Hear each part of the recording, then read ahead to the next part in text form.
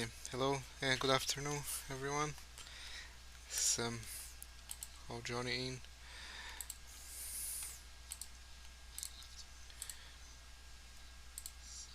Hey, Johnny, can you hear me?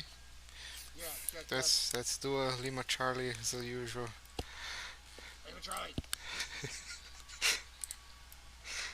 Uh, Still not change my audio. Uh, Default. How about now? See if you speak something. Check test test. Hello, hello. Check test. Yeah, yeah, we're working. Yeah, we're Better. we're alive. Yeah. Okay. Yes. Carl says my audio is too low. Okay, he says that's Okay. better now. Ah, see, then check your. Yeah, you are at 150. Yeah, that should be good. Okay. Too much higher, and there's a chance of. Mhm. And in the audio mixer, where you usually put your desktop audio, you put it on the yellow, leave it on the. Yeah, yeah, yeah, Yes, okay. So yeah. As opposed to letting it get into the orange and the red. Yeah. yeah, okay. We should have Hawk, right?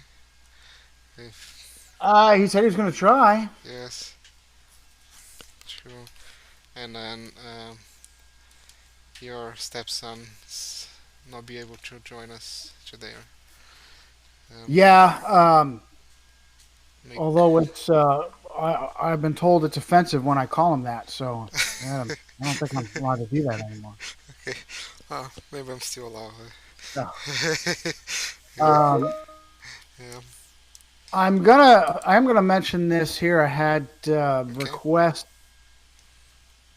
Yes. Cheryl Flying Monkey. Cheryl says asked, do you have a specific video where you go through false teachings on the Jesuits concerning the Book of Revelation and end times? Uh, no, we do cover it often. Um. I usually for something like that, I usually recommend Jesuit Cosmology David Nicow, which is probably a pseudonym. Although I do like his breakdown on Revelation. Mm-hmm. He, I'm gonna put this in the chat, in the YouTube He's chat. He vehemently, just like First Amendment Radio Nicholas, mm-hmm. vehemently defends Jesuit cosmology. And to me, there's just something. There's a disconnect there. There, I, Yes. I don't know. One I of don't know how that happens. one of his As a Christian, go ahead, Doc. one of his books is the false doctrine of the flat Earth. Yeah. So Who's that? Nicholas? David Nicol. Oh, good for you. Yeah. Good for you. The false doctrine of biblical cosmology. The false doctrine of biblical cosmology, huh? Uh, Yeah, there's a serious disconnect with that guy. Any Christian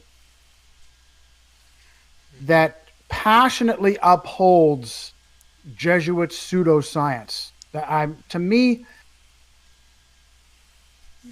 um, there's something seriously wrong. If they are what they say they are, and they're not Jesuit coadjutor, mm-hmm. then there's something wrong with their walk. And Luke says scientism. No, I hate that term. I hate that term. That's what also phony Christian flat earthers use. Uh, it's a it's a dodge. It's a dodge. Scientism implies too much science. There's no such thing. Yeah. No such thing. As I've mentioned this before. Let me look it up.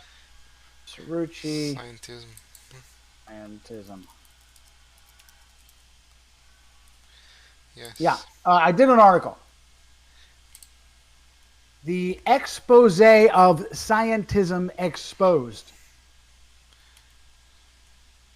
Let's see here. Who is it? Oh, yeah. Robbie Davidson uses this word a lot. And no, I'm not even going to do that, Luke. But don't take this critically, Luke. I'm not attacking you. You're a phenomenal supporter. I completely avoid the word 100%. Completely avoid the word because it, as I said, it implies too much science is an error, and that is absolutely incorrect. Hmm. What the real issue is that what we call science is not science. That's the real issue. Hmm. There's no such So thing as too much science. we have too much phony science, right? No real Right, science. Yeah. right. Too It's much just phony like science. yeah, we shouldn't have church and state together. Right. But Oh, another very raw nerve from me. God bless you. mhm, Spot on. A very raw nerve for me with my beloved Adventist teacher friends who all in lockstep. Here's an issue that I have with any religion. Now, of course, I would assume that an Adventist that does not promote the strict Adventist doctrine, we're probably not going to see them very much. But yeah, good. Thanks, Luke.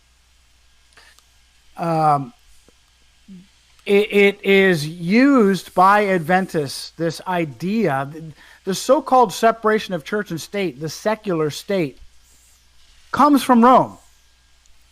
We have that now, mhm, which is why Rome is in charge, which is why we have Roman Catholic clergy holding positions in government, because we have a secular state. mhm, mhm, yeah. Rome very cunningly promotes this idea so that she can worm her fat ass in and run everything. Mhm, right. Yeah. There's so there's two issues there. One is that there's no such thing as too much science. I despise that term scientism. It's there is a religion. It's a religion of phony science. Mhm, It's a religion of pseudo science. right. Mark, lovely brother Leilani, good to see you. And just as you pointed out, this so-called separation of church and state, the secular state is everywhere in the West, and Rome is everywhere in the Yeah. West. Now, in the latest Walter White video, where he points out that they are coming together, right, again with Biden, like upholding his Catholic religion, Yeah, like I can't even listen to him when he goes there. I yeah, can't even listen to him when he goes there. They've always been together, Walter. yeah, We need separation of Rome and state. This is why I get so frustrated and so angry. He has no independence of thought. He has zero independence of thought. He opens up the Adventist Doctrine Handbook and reads word for word. mhm, yes, And that's a sin. That is sin for a Christian. That is sin for a Christian. We are commanded by Christ to think for ourselves mhm, and to verify outside doctrines according to the scriptures. right, that's right. So, Separate church and state. That's why Ireland has 90% of Ireland's schools are run by the Catholic Church. wow, 90% is crazy. 90% is crazy. If you think about 90% of Ireland's schools. is 100% everywhere, right? Because the school system is really uh, their Spot on. invention, right? Yeah. Spot on. It's, I mhm. spot on. I have. Let's see here. Who is that libertarian? Let's see here. Wood. Hello, Johnny. Hello, Doc. Hello, George. Yeah, he sounds George. He sounds Yes, a little low. Folks in the chat, let us know how George is coming through. You might have to boost his gain a little bit. he's at Well, 169. well, He's at 169, and Yeah. he's still. Your volume is a little low, George. To me, anyway. Let me well, check in the Mhm. chat. that's interesting because that was my batting average at Little League. Yeah, that's not funny. I'm trying to get your fucking audio so people can hear you. Yeah, Alex is confirming his audio is low. He's Lima Charlie. Okay, Slow. He's not Lima. He's relatively Charlie, but not Lima. Only, Mark only says. Charlie. Hmm. Mark says your audio and my audio is good. You might have to max them, but don't leave them there. Okay, I will monitor constant. Oh, great comment from David in the chat. Pfizer's headquarters is where else? Ireland, and is tax exempt. Tax exempt. Why not? Listen, if there's a company that needs the extra money, it's a pharmaceutical as big as Pfizer. If there's a company that needs the money, it's if there's a company that needs to not pay taxes, it's definitely Pfizer. Johnny. Yeah, George. Okay, I'll do the best I can. I'll stand on my tippy toes or something. This is a news flash. Joe Biden named Ron Klain to be his chief of staff, and he worked with Biden when he was the VP and with Al Gore prior to that. Well, Klain is Jewish. However, he got his undergrad degree from Georgetown University. Yeah, claim goes back to the Ebola false flag. Yes. So, He was picked as an Ebola czar too. So speaking of Corona hoax czars or outbreak false flag czars, you responded to the email I sent you last night about Brian Little. yeah, I think that's a solid connection. University of Detroit Jesuit High School black Brian Little, who Gretchen Whitmer has given all kinds of I'm just going to call him the Corona hoax czar in Michigan. I think it's a solid connection. Yes, and of course, just before I jumped on, I was looking at some news that came out of Lansing. So the Wicked Witch of the Midwest has decided to ramp up the terror yet again. Even though the Supreme Court in her state said, hey, Gretchen, you need to knock it off. He said, well, our numbers are just going to the roof. Therefore, we need to shut everything down again. Yeah, as I've been saying all this time, George, they are absolutely lawless, and they are going to ride this It's amazing. for the foreseeable future. Feels, They're going to ride this for the foreseeable future. Go ahead, Doc. yeah, amazing how they can, like, I think if this was a dry run test, was really successful. It proves that they really have like control, and but then yeah, they still keep pushing, and there's no much resistance. It's amazing. It's amazing that they are riding a false flag, and I'll tell you, from what I've seen so far, this is basically a complete hoax. Yeah, I'm there too. Yeah.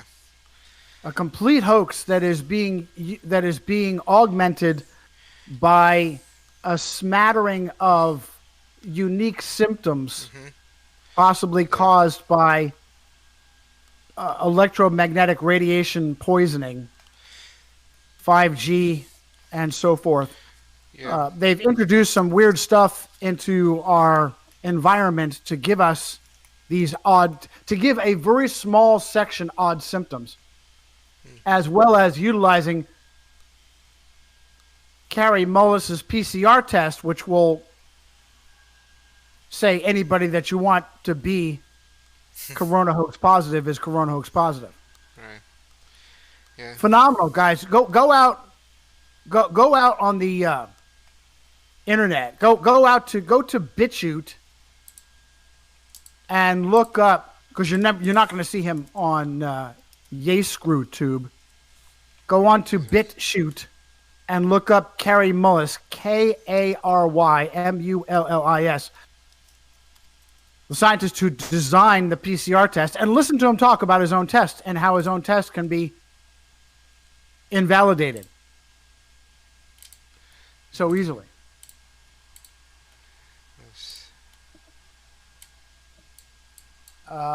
PCR is separate from that. It's just a process that's used to make a whole lot of something out of something.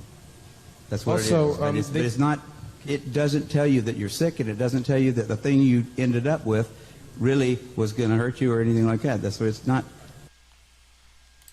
Yeah. I got that, Doc, but it's very low. It's too low. Yeah, and there's nothing. You should share it. See if you can share it. You'll be in Discord, right? Yeah. Um, Do it through Discord. share. You might have to. Go live. So I'm doing a screen share. No, I think that. Could be one way to do it. Are you? I forget the. Oh yeah, you're using OBS. Do it through OBS. You don't have to do it through Discord. Do it through OBS. See if I increase the volume here.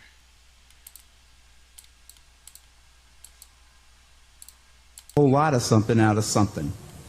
That's what Also, it is. But it's not.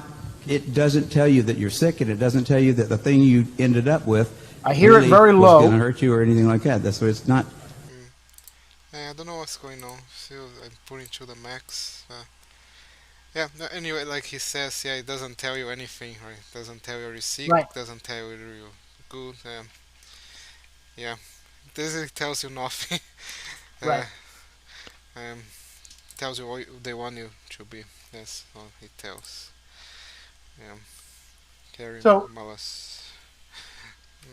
As a quick aside, this is interesting. Some. Oh, David said the sound was good on his end. Oh. Okay, good. Okay. Yeah. Okay. Thanks. Yeah. Works. This is interesting. The Facebook profile of Titus Frost connected with me just a few minutes ago. I immediately sent him a Facebook text and congratulated him on his interview of the hacker Big Fish. I don't believe he's seen it yet, so we'll see if he responds. I looked at his profile page, and he seems to be in the Trump camp. Yes. Which- I hope he's more awake than that. You definitely can't consider. It's very tempting because Drumpf is not going to ram the corona hoax tyranny up our six as hard as But yeah, he laid the groundwork for the. he did. He did. He made it possible. He made the corona hoax possible. Yeah. Yeah, and this is Chris. Chris says in the chat. Chris Lucas, my friend Chris, says doesn't the rigged elections look suspiciously too obvious? Yeah, absolutely. You know, Chris, I put it in the same category as these corona hoax outrages. The British government promising to pull families out off their Christmas dinner. It's not even Thanksgiving yet, and the British government has promised to pull families out of their Christmas dinner together. They're trying way too hard to get a reaction out of the people. They're trying way too hard, and Unfortunately, they're not even getting that. As hard as they're pushing, they're not even getting it. Which means if they wanted to, they could push harder. Yeah. Well, Which you is, know which what, is scary. Johnny? Did you look at the video? Flavor, Johnny, did you look at the video I sent last night? It was from about a month ago. It was called Two Truths and a Lie, featuring Anthony Fauci. George, you have to do something with your audio because you're barely audible. You're barely audible. I don't know how this is. I don't know how you continue to have endless problems. I don't know how you continue to have endless problems, no matter what we do. Now, interestingly, your audio is clear. It's clear, which is good, but it's low. You have options on your device. I guess it's because it's a new device. You have to get your grandniece to walk you through it. Can't be doing it for you. You need to be able to do it yourself. For better, for worse, we're going to drive on with you as you are, but you can't keep coming onto the show with audio that fucking bad. No, I have not. I usually try to screen everything that you send me. I don't remember seeing that. What is the point of that video? Okay, it was about this black family that's in isolation, and I'm not sure how they're able to finagle this, but they got to Fauci to do an interview with them, and they asked him a series of questions. One was true, two are true, one is false, and of course, it was completely contrived. And he said, "Well, Dr. Fauci, even though I'm perfectly healthy, and I'm young and I'm symptom free, I shouldn't have to wear a mask." And Fauci responded, "Well, false. Everybody should be wearing a mask." And yeah, there's plenty of vids. By the way, Chris also says this, and I agree with him. It's certainly possible. It's plausible that weeks after, maybe even months after the election, that what are they? They're still working this. They might even give it back to Drumpf. Yeah. So Just for the sake of chaos. Just for the sake of chaos. we still see Months. the hostile takeover of Donald Trump, I think. Sure. More chaos. Lots of chaos. They love it. Yes. There's plenty of video out there. We showed it that little Jesuit cockroach Fauci at the Nationals baseball game, wearing his mask like a chin guard. Baseball game. Yeah, so I'm getting feedback from the chat on our new connection. It's all good.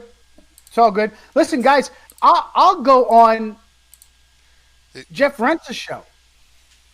I'll collaborate with anybody.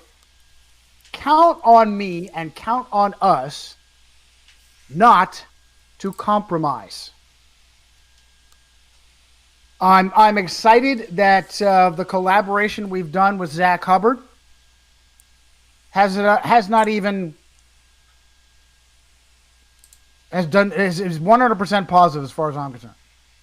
Completely positive. Check test. Oh, here he is. Okay. Lauren says George's sound is good for Lauren. Okay, cool. You whatever it is you're doing, he just is low. I know that he's low for other folks in the audience, and he's low on my end too. Hawkeye, good to see you, man. Doc, what are you playing? Fossey playing baseball.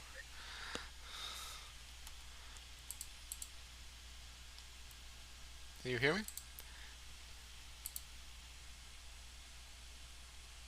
Hello?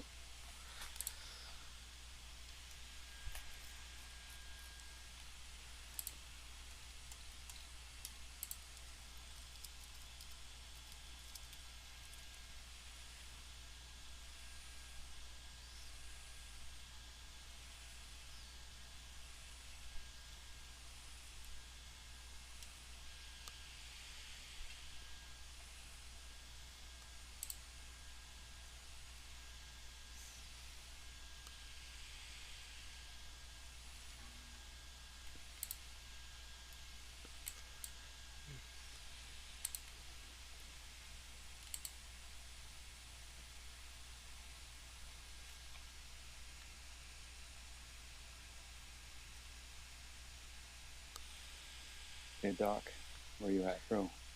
Hey, Check I test. can hear, guys. You're hearing me before? Back. Okay. We got you back. Good, good. Yeah. Okay.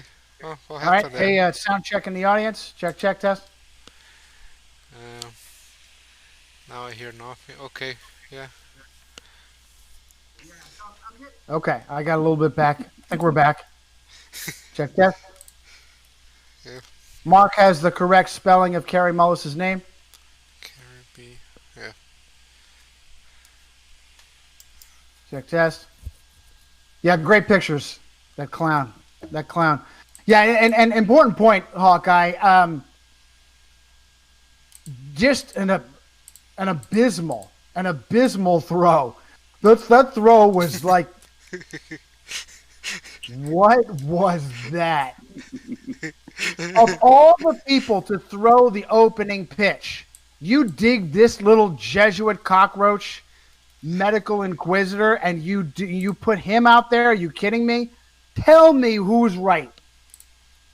Charles, good to see you, Nicole, Nana. Tell me who's right.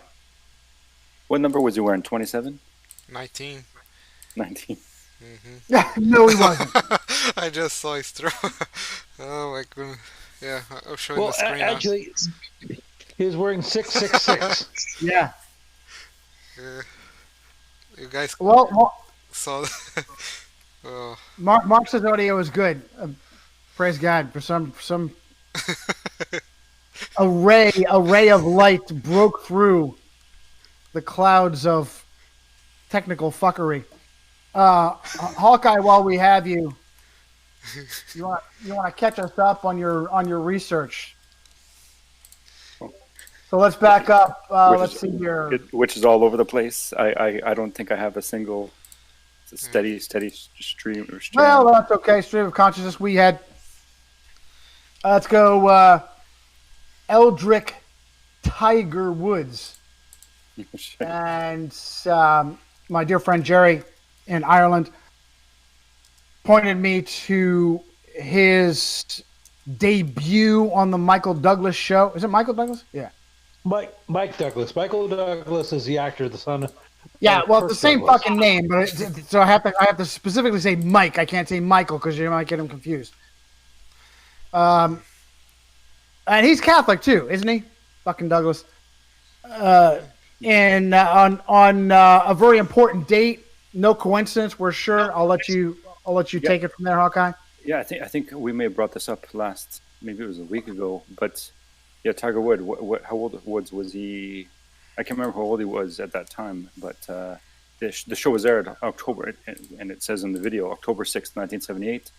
October 6th, remember the now death date anniversary of Eddie Van Halen, which is the same death day anniversary of William Tyndale and the birthday of Matteo Ricci S.J., immortalized all over China. In this, I don't think I mentioned this though, but we have to note Eddie Van Halen's birthday is January 26th, the day Kobe Bryant died. Kobe Bryant, as if you remember, shares the same birthday, August 23rd, with River Phoenix. We just had who died on October 31st. I think the same day that Sean Connery now is immortalized with death now. What else? Anything else that? Yeah, no, that's solid, and that's a good point. Eddie Van Halen, can we say devout Roman Catholic? I think it's fair to say Eddie Van Halen, a devout Roman Catholic. It looks like it very privately, but was spared being castrated. Apparently, what the Dutch Roman Catholic Church was still castrating boys in the 50s. Yeah. To supposedly preserve them from becoming homosexual. Yeah. The Addis cult, born on this January 26th, which is the day that Kobe Bryant, we are told, was blown up in his helicopter with his daughter. And the helicopter named after Igor Sikorsky, devout Eastern, or what do you call it, Russian Orthodox? Russian Orthodox, sure. Yeah.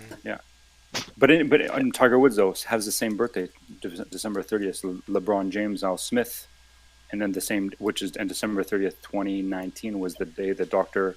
Wen Liang announced the coronavirus issue, SARS coronavirus issue in China, Wuhan, China. Excellent. So, interesting And day. of course, may I chime in? Absolutely. Okay. Eddie Van Halen was also married to Valerie Bertinelli, who's Italian. is sorry, Italian Catholic. Sorry.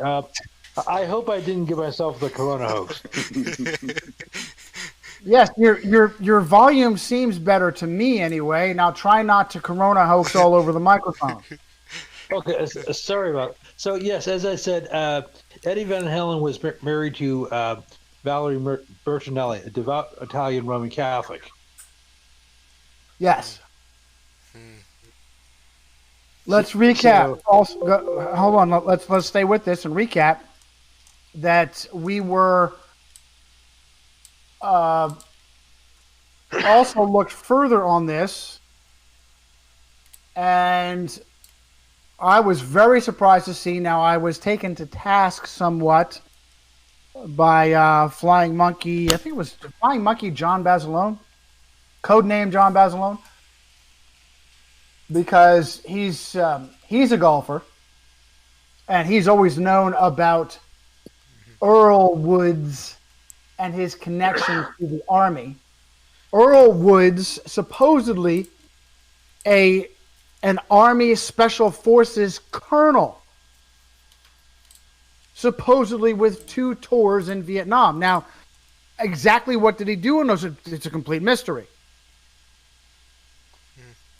And I have to tell you, Earl Woods does not give me the impression of being the archetypical Special Forces operator nor officer. There's something very sketchy going on in that regard. He reminds me of Michael Aquino. That's true. As far as Army officers go. Creepy and unprofessional. Look at his, you pull up, they've got an official photograph. I think that's the one I got off of so-called user-edited Vatipedia. And he is very unimpressive in that photograph. And as Doc mentioned, very unimpressive on the fruit salad. He's a lieutenant colonel, a Vietnam veteran, Special Forces colonel, and he's got no scare me badges. He doesn't even have a grave. Right. Oh, well, that too. Now, he was a serial adulterer and absolutely full-on addicted to perverse and deviant sex. And we're told that this may have been the reason that the wife that bore him Eldrick put him in an unmarked grave. Because she hated his guts. Because he was a pig.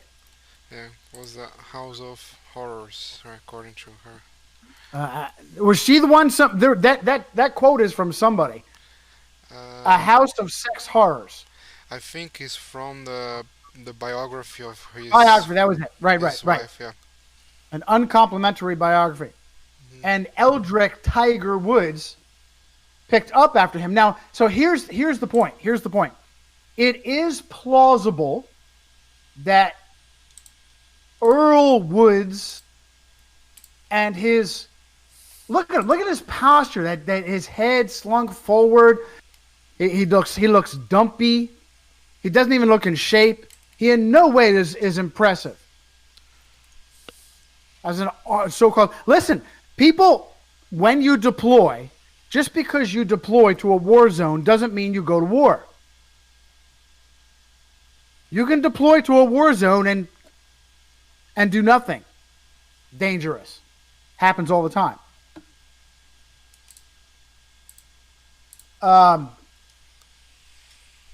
It is plausible that Earl Woods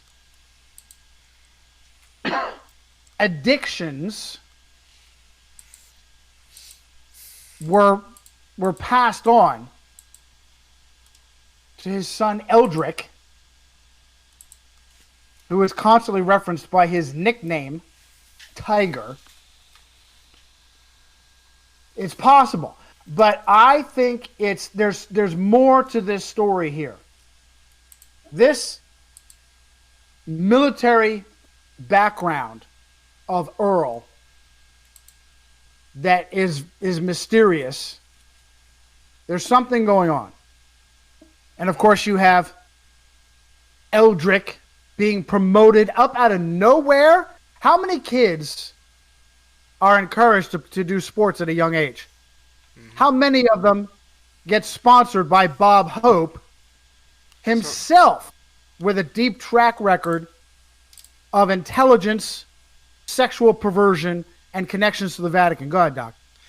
I say that interesting that he was nicknamed Tiger after a Vietnamese soldier and friend of his father, to whom his father had also given the nickname. Uh, so, so his father had the same nickname, or is this Vietnamese? No, this This Vietnamese, friend. this mysterious Vietnamese friend of his. Yes, yes. Okay, yeah, his friend. Yeah, Yeah, curious. yeah. So I'm happy to throw the bullshit flag. I'm happy to throw the Johnny bullshit flag on the idea that the only reason that Tiger Woods is a diseased asshole is because he just caught it from his father. There's more to it. There's definitely more going on. There's definitely more going on. I suspect it's conditioning. I suspect it's some kind of Vatican intelligence conditioning of some sort. Right. And if that's what the mainstream media is pushing, another reason to throw the bullshit flag.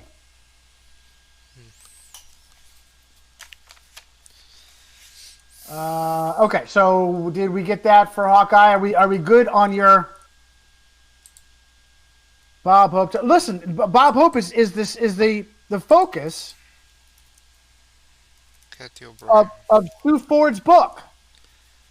Oh, so far. Writes Taylor. Yeah, thanks for the memories. Or Yeah. something. Yeah.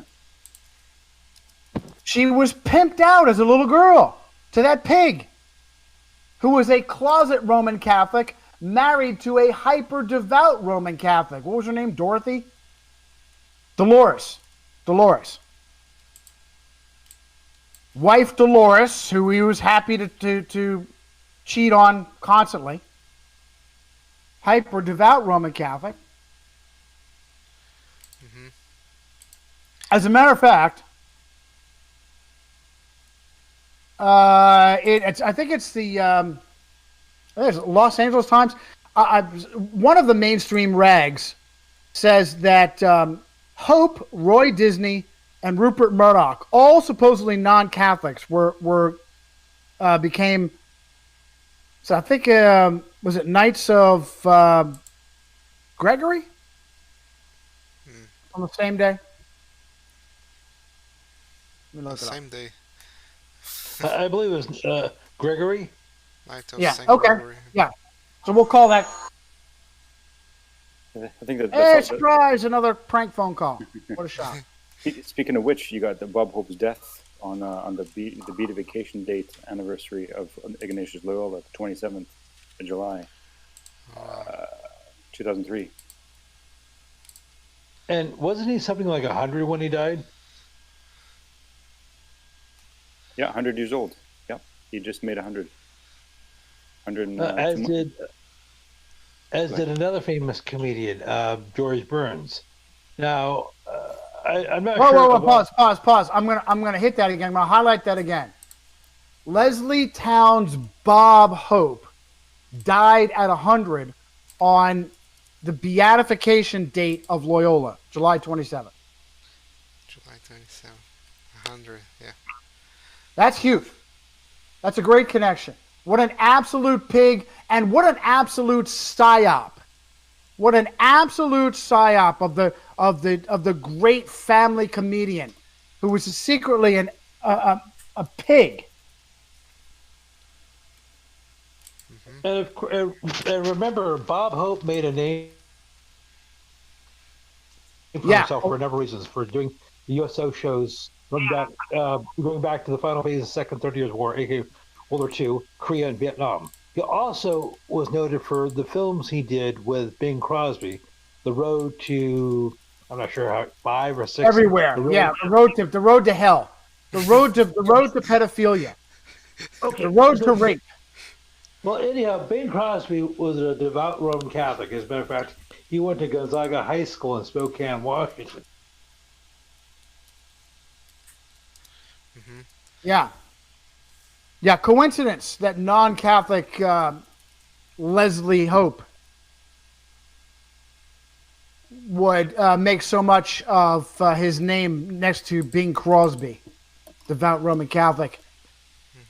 Okay, and you could say they have been doing this, the horror has been doing this for generations. Vis-a-vis Jerry Lewis, was it Joseph Levitt? Did a bunch of films in the 1950s with Dean Martin, Dino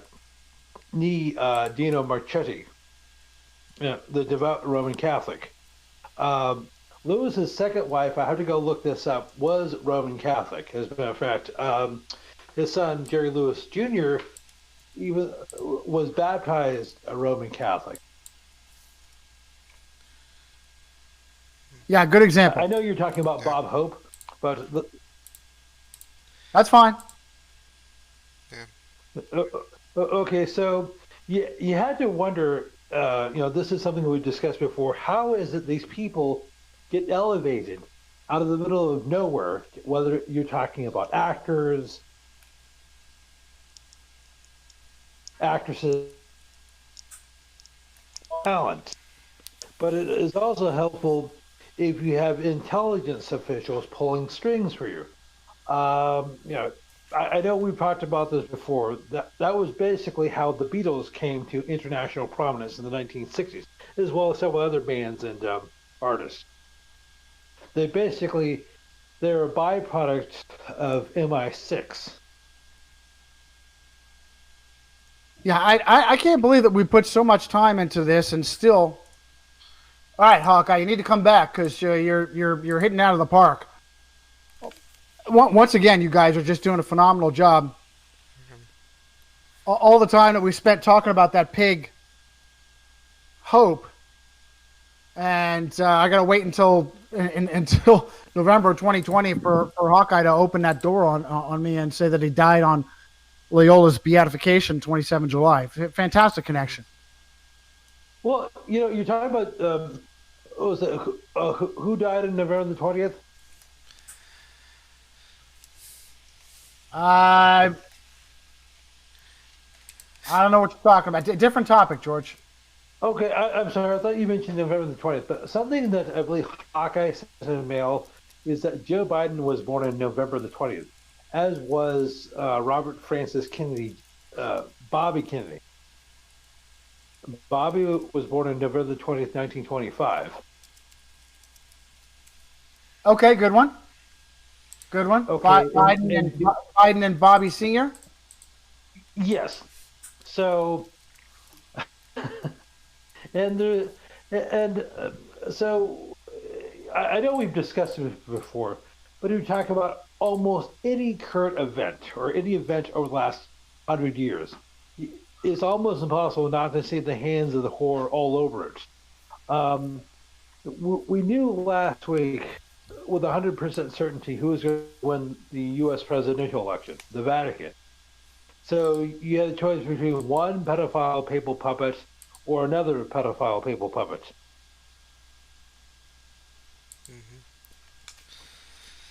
Yeah. Well, George, it's why we do what we do. And in relation to what we do, there's been a lot of chat on me connecting with Titus Frost. Listen, regardless of how you guys feel, whether or not Titus gives the full information, he reached out to me. Happy to collaborate with anybody unless it's like Phelps with his overt racism that I can't touch that. I can't go near that, and he does that on purpose. He does that disease bullshit scam on purpose. Anybody else happy to collaborate with, because we're going to be us. We're not going to pull any punches, and if anybody wants to collaborate with us, look at the connection we had with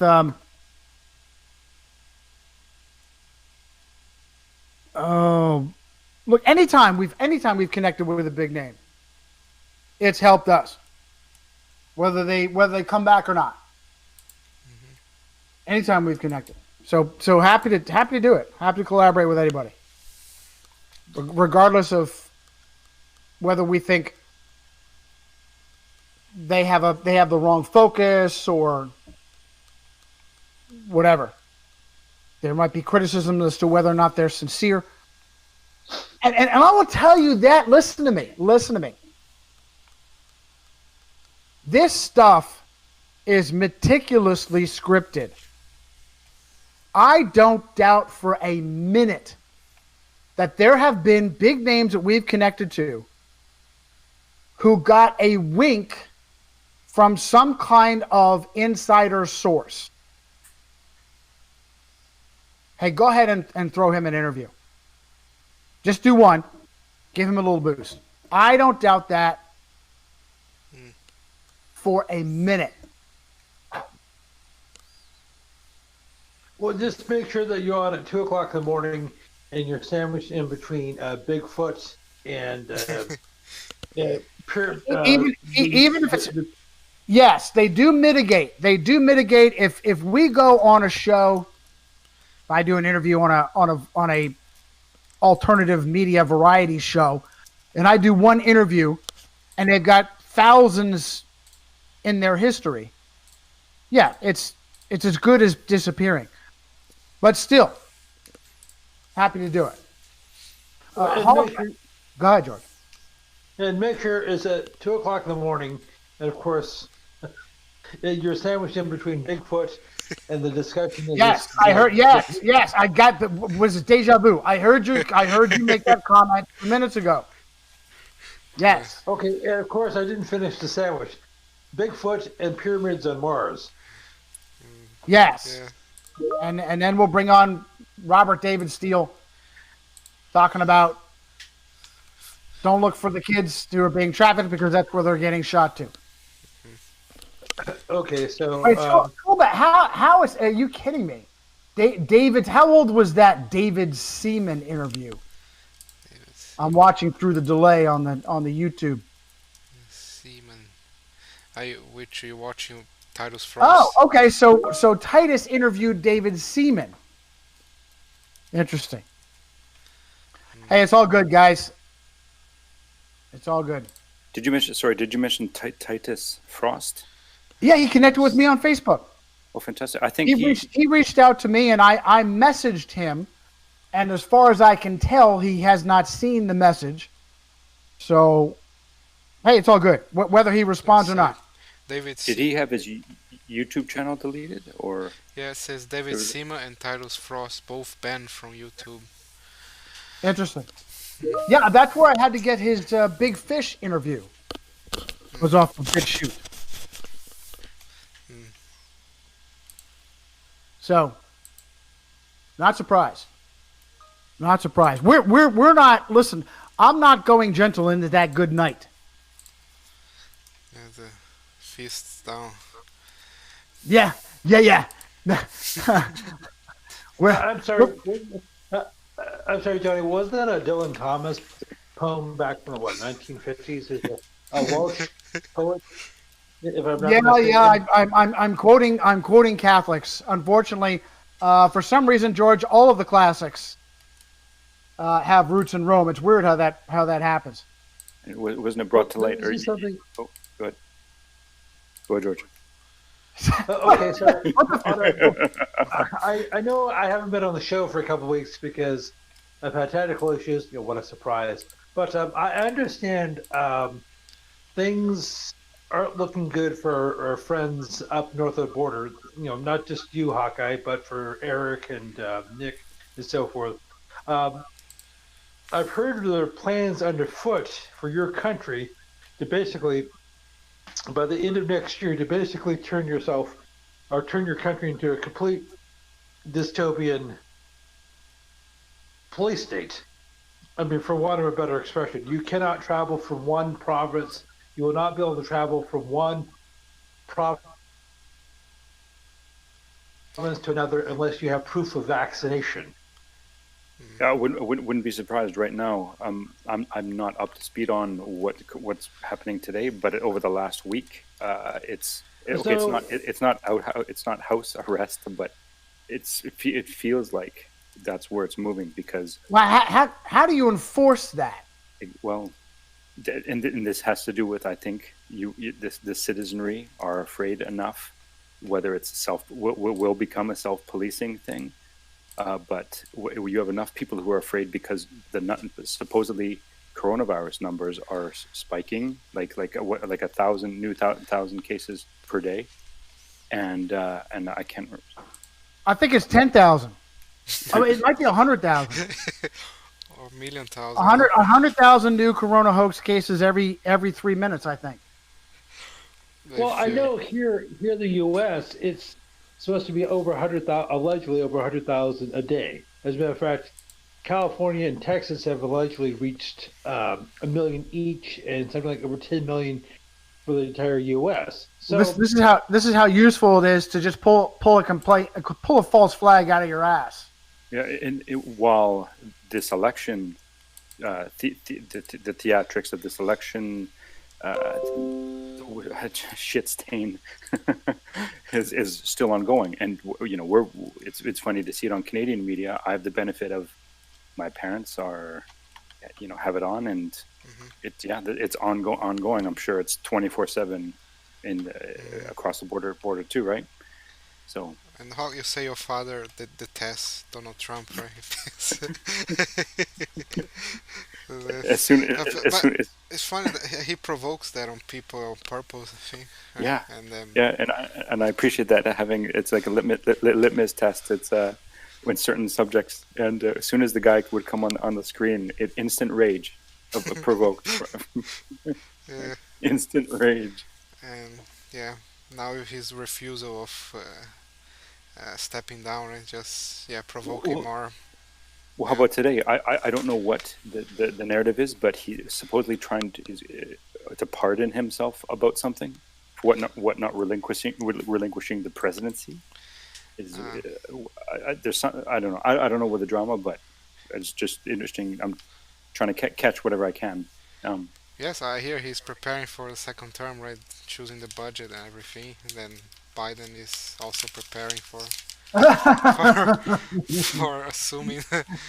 Well, what they can do, what they can do is they can fight over the chair. They can squeeze their two fat pedophile asses in the chair together and push each other and elbow each other like, "This is my chair. No, it's my chair. No, it's my chair. I'm sitting here." I have the footage. Let me play. So you guys can hear. Oh. I'm Donald Trump! Oh my God! Hey, look at this! Donald Trump! Donald Trump! It's Trump the Thumper! Oh my God! The hostile takeover of Donald Trump on Vince McMahon! We've uncovered... Yeah, that's good. Either fight for the chair. The good WWE fight for the chair. Yeah. Well, Love to see it. Well, Johnny, I mentioned this before, but one of the British slang words for flatulence is Trump. I'm not sure. I'm not sure how material that is to the conversation, but his presidency is going to linger for a long time. Yeah. I feel it has much substance, right? The flatulence for, Well, everything that they're doing. make sure it's the last Christmas you can say Merry Christmas. So fully take advantage. Absolutely, Yeah. absolutely. Um, Anthony Perkins running the Family Research Council is just blew up what a great president Trump And, is, because now we can say Merry Christmas again. and you see, Wow. So, um, no, are, yeah, are you go. talking about the Psycho actor? I wish I were. I'm talking about the supposed evangelical Christian whose parents should have been neutered for giving him that name. Oh, okay. Um, Well, speaking of which, can I just bring up something slightly off topic? You know, we talk about Psycho, which is an Alfred Hitchcock film, and he was considered, he was called the master of suspense. And what religion was Alfred Hitchcock, and who trained him? yes, Jesuit train. Devout Roman Catholic Jesuit trained. Well, yes, and of course, I'm not sure if you brought this up on Monday since I wasn't here, but did you talk about the death of Alex Trebek? You know what? We missed discussing that on the show. The wife and I talked about it, and good old Alex. These foundations of the entertainment industry. These Doc playing this shit in the background. These foundations of the entertainment industry. How much have they blown up Alfred? How brilliant Alfred Hitchcock was. Alex Trebek, the perennial Alex Trebek, doing game shows for, you know. Even you talk about Aleister Crowley, right? He was under the wings of the, was the exceptional Ireland author or some. Was, dude. Well, okay, if I could just mention, George Alexander Trebek lived from 1940 until a few days ago. Now he did start out north of the border. He was born in Sudbury, Ontario, but I guess he grew up in Quebec. So he was bilingual, and he made a name for himself with the Canadian Broadcast Corporation, the CBC, and he did the news, sports, talk, game shows. But of course, in the early 1970s, he moved to Southern California, where the real money was. And of course, he did, as Johnny mentioned, he did several game shows like Card Sharks and things like that. But he is probably best remembered for Jeopardy, which is a Merv Griffin show. Griffin got his undergrad degree from the University of San Francisco.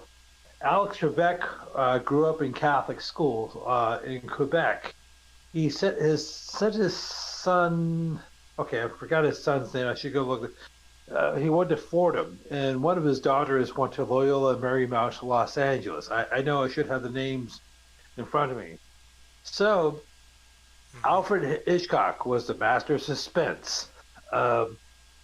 Babe Ruth, I know we weren't talking about him. He basically invented the home run. I know he didn't, but. And Alex Trebek, he was the king of trivia. Something we discussed last week was Sir Edward Elgar, who lived from 1857 to 1934. He is known for two pieces of music, the Enigma Variations and the Pomp and Circumstances March, which is for some reason bigger in America than it is in Britain because they play that at graduation ceremonies. Elgar was a devout, lifelong Roman Catholic. Yeah. Okay, yeah, good examples. As we've been saying, Just say, although you have a lot of key names that are put forth, even in the entertainment industry, that are Jewish, it's always the Catholics that are behind the scenes that are much bigger. Mm-hmm. And even well, there's a big restaurant chain in Canada. I know they're in Ontario called Tim Horton, named after the famous hockey. Well, I guess he's bigger in Canada, who grew up Roman Catholic. And let me back up as Doc was showing the actor Anthony Perkins. I don't doubt for a minute that the supposed evangelical Christian Anthony Perkins running the Family Research Council, I think it's the Family Research Council. Oh. He. Yeah. Go ahead, Doc. I was just saying it's really delayed because I'm already on Tribeca, being honored by Fordham University this year. Yeah, no. I was trying to be nice to Trebek, honored by Fordham. Nice.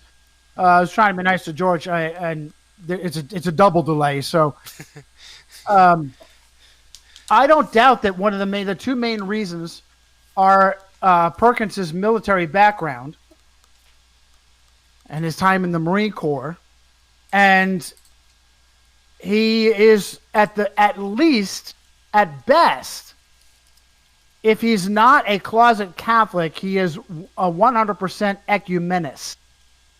He is very excited and happy to throw his arms around papal monsters. So that to me is enough right there. Why he would be empowered and why he'd stay. He's been running. Let me look. FRC Perkins. He's been running it, and he's out of Cleveland, Ohio. He's been running it for forever. I'm only seeing news about how anti-Catholic he is. Like, What? Really? yes, Tony Perkins is all in for anti-Catholic, anti-gay bigotry. Really? Does it look like it has any substance? See, Catholic League calls for investigation. Tony Perkins. Do I need to apologize? Probably not. Probably not, because he is a very powerful key figure who's been there for some time. Is this okay? Is Perkins the name of a? Was there a serial killer? Is there a link here, or have I got this completely Tony, sideways? I don't know. Tony serial killer.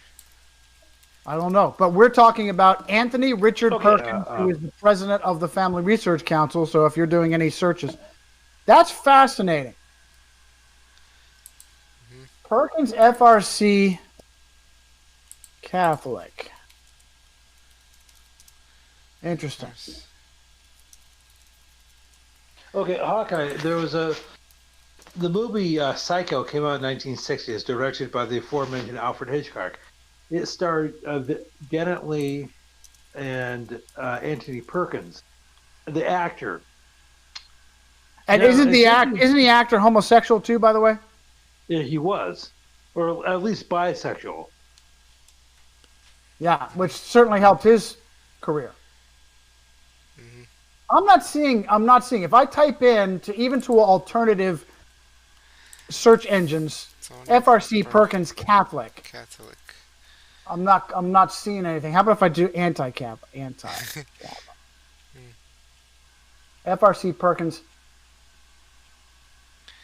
Oh, and you know what? If I type into an alternative search engine, FRC Perkins anti-Catholic, the number one hit is from the Family Research Council, and the headline is Family Research Council condemns attacks on Amy Conan Sasha Barrett's faith. September 24th, Okay. 2020. So we'll go ahead and throw the bullshit flag on how anti-Catholic Anthony Perkins is. And if anything, it's probably plausible deniability for a puppet. It's just Rome like, pretending that he's anti-Catholic so that he can shore up his phony Protestant Christian cred, which, by the way, leads me into reasserting what Nicholas found, supposedly the one father or a godfather of Freemasonry, William Shaw, SCHAW, a devout Roman Catholic empowered and employed by the great Protestant king James VI of Scotland, James I of England. Another condemnation that reminds me of what we have been saying, that the gunpowder plot had multiple purposes for Rome, not the least of which was to pretend like the great Protestant king was hated by the Vatican. He was probably installed by the Vatican. And let's not forget that his mother, Mary Queen of Scots, was a devout Roman Catholic. He sired his son, Charles, right? It was Charles, was his son? Wasn't Charles was it James and then Charles, the closet Roman Catholic that precipitated the Civil War? I got that wrong? King James' son. Charles I of England. Wasn't that the Charles that precipitated the Civil War because of his closet Catholic leanings and tyrannies? Yes, right? Mm-hmm. Yes. And as a matter of fact, the great King James knighted Jesuit Toby Matthew for attempting to get Charles a Catholic wedding with the what do they call the Princess of Spain, Intifada or whatever? Intifada. Knighted a Jesuit. The great King James knighted a Jesuit for trying to get his son a Catholic wedding. And here's one more piece to that Nicholas found. What did they call Shaw the master of works? Gave him a special position, master of works. Yeah, master of works. Yeah. Devout Roman Catholic William Shaw, SCHAW. Now wait a minute. I thought Freemasonry was all part of English intelligence fighting the Vatican. We'll go ahead and throw the bullshit flag on that too. Yeah, according to the Topper Saucy, right? Who's the top of the Freemasonry is the Black Pope. Yeah, love that. Whether Tupper Saucy, whether Frederick Tupper Saucy is controlled opposition or not, he did a phenomenal job. Hawkeye, go ahead. Yeah, the unseen, unknowable superior is the Black Pope, the G in this Freemasonry symbolism. I was going to say so Alex Trebek, the king of the show that answers with a question. So he dies on the date that anniversary that so ringleader Robert Catesby of the supposed gunpowder plot or supposed ringleader of the plot is killed. So remember the 5th of November is the gunpowder plot. Guido is held with the book of matches in hand, and the ringleader of the plot 3 days later is killed. And that's Alex Trebek's death anniversary. Yeah. Great job, Hawkeye. Trebek. Yeah, So glad that you've had the courage and fortitude to weather all those terrible things you were dealing with to come back and give tremendous contributions. It doesn't feel like much. I'll have to step away again in a couple minutes. Yeah, but, do what you gotta do, man. We're excited to have you back. Excited to have Graham back. Yeah. Make sure you call Graham because he's probably gonna let his busyness. I don't, 4 in the morning on Saturday. That's fine. Call him at 4 in the morning. Wake his ass up. Of course, with that accent, he'll probably think it's a prank call. You're not recognized right away. But great job by Nicholas to find that. Oh. Yeah. Is George okay? You're still there. Now he sounds like he's succumbing to the corona hoax there, George. You're not helping us. We're telling everybody that the corona hoax is a corona hoax. You're over there choking to death. It's a hoax. It's Yeah. a hoax. We don't believe in a coronavirus. Okay. Something that did not help the situation was having endured months of geoengineering and all these orchestrated fires. A great way to turn it. You are immersed in things that are making you sick. Immersed. How can you not cough when you're immersed? And how can you not cough when you wear a mask? Yeah. Go ahead, Hawkeye. when you wear a mask as long as you do? How can you not cough when you're being inundated with pollution and forest fire smoke and everything else? How can you not? How can you not? Which is exactly what they want. Yeah. Well, okay, I can mitigate my situation somewhat because I don't wear the tampon. Yeah, I'm seeing it on the delay. Doc, do you want to? What the hell are you looking at? Alex Trebek weird riff about his Catholic boyhood. What the hell? Yeah. With Pennsylvania governor? What? I was looking at that. What the? Let's see. The crowd booed. What? Trebek kept breaking away with. Let's see. Let me go to Was the he drifting away and having odd moments? Trebek provided a record scratch moment when he joked without provocation. Only institution with lower approval ratings than the Pennsylvania legislature was the Catholic Church. What? What? I was born and raised in the Catholic Church. I'm just as ticked off as everybody else is over what has happened with the Interesting. church. Interesting. Then Yeah. Look. Now say- How many times have we said? How many times have we said the vast majority of these people who have been empowered have little idea. Some of them have no idea. Others have a suspicion. And almost none of them are read in. Almost none of them are read in. They just have a suspicion. They have been trained by the beat of the drum, as Hawkeye would like to remind us. And this news names the school he went in. The Wikipedia doesn't name it. So it's the Catholic boarding school run by the Oblates of Mary Immaculate. He was a young teenager. Even better, lived in the Catholic school, and boy, what can happen when you live amongst clergy?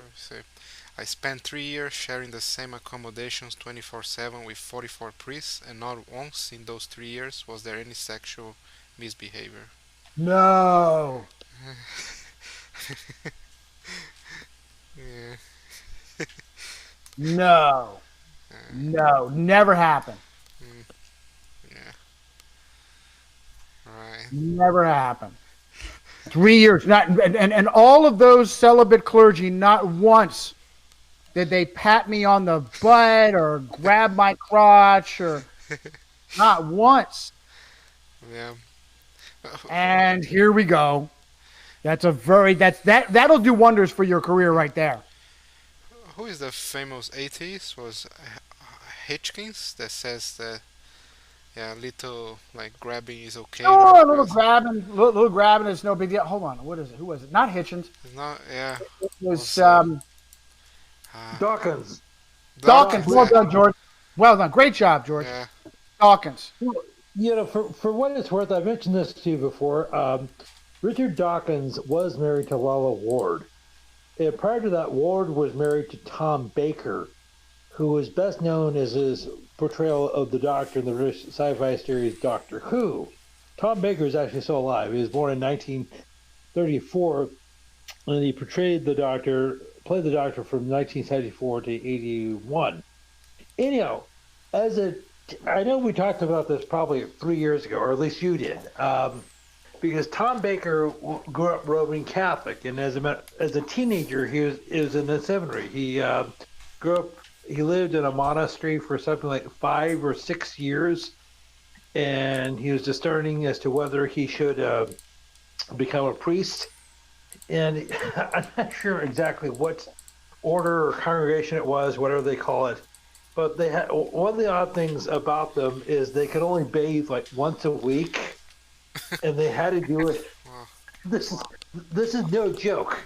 And he said they had a very strict order or rules, and they had all these things you had to do or not do. And so he said, you know what? After a certain period of time, he said, I don't think this is for me. So Baker became an avowed atheist. And he later, as I said, became an actor, and he portrayed the role of the Doctor in Doctor Who. And he actually married one of his fellow actress, Lola Ward. They were married for a while, then they got divorced, and they married Ward, as I said, married Richard Hawkins. So I suppose her next husband will be named Harry, because she's already married to a Tom and a Dick.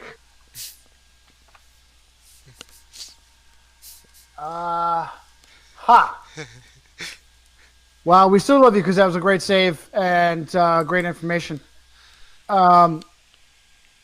Also, you remember actor Brendan Gleeson Yes. talking about how same thing as Dawkins. Nothing wrong with a little touching up. He got a little touched up by clergy, but it was no big deal.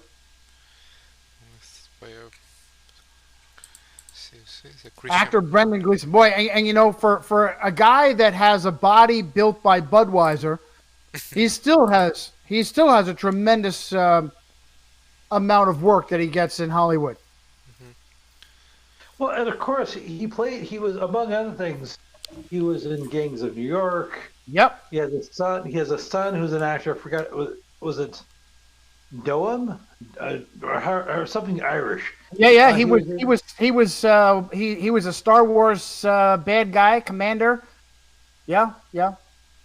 Yeah, but for some reason, he's probably the least intimidating Imperial officer I've ever seen. I mean, now for some reason, inexplicably, this is completely off topic, but when he was playing that Imperial officer, he was feigning an English accent, even though he himself is Irish. So I guess if we were doing an Irish brogue, it wouldn't become as impressive. I got one for you, George. I got one for you. Only you will appreciate it. Richard Harris and his cameo in Guns of Navarone, supposedly Australian, and doesn't even try. He's not even remotely doesn't even try to have an Australian accent. Pretty embarrassing for such a heavyweight actor. Harris. Who was it that keeps pointing out? He keeps reminding me how Guy Ritchie loves to use Harris's son. I think it's Hawkeye that keeps reminding me. Guy Ritchie loves Richard Harris's son. I didn't even realize that. That's who that was.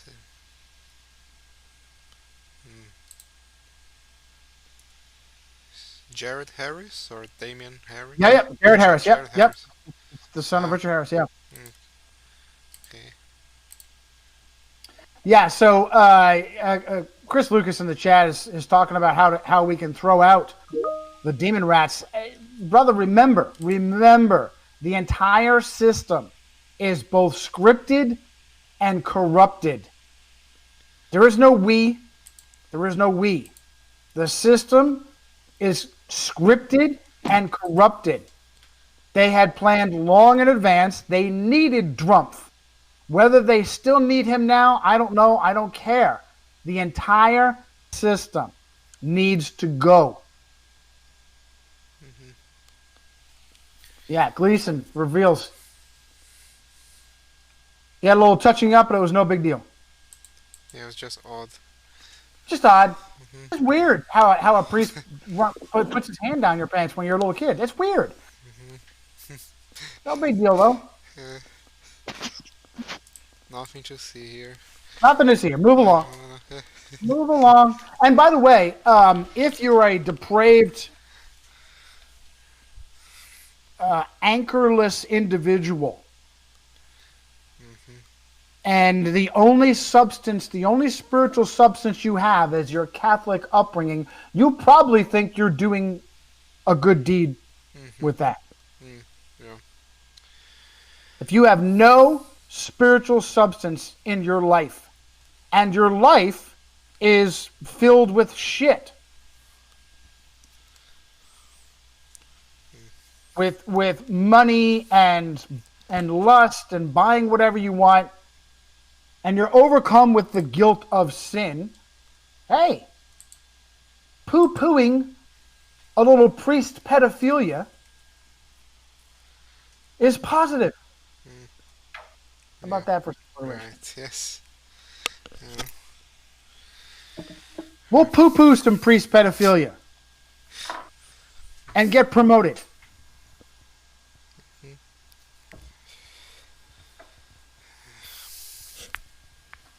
All right. Also, another great point. Hawkeye with his phenomenal vision.